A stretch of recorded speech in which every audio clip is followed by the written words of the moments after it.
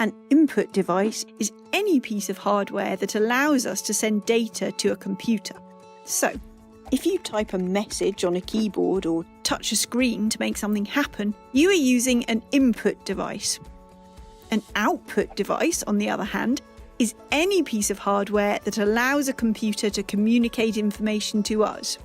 For example, displaying a message on a screen, playing a sound via a speaker or headphones, or printing a document.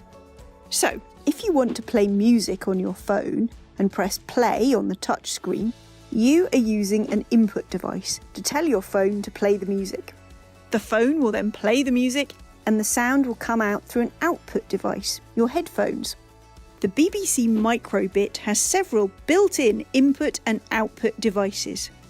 The input devices are the buttons and the sensors for light, temperature, acceleration and magnetism.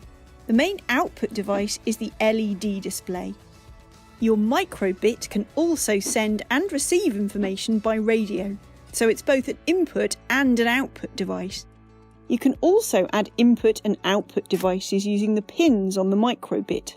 For example, you can attach headphones or a speaker as an output device. If you have the latest version of the microbit, there are two extra inputs: a microphone for sound sensing and a touch sensor on the gold microbit logo, so you can program your microbit to react when you touch it.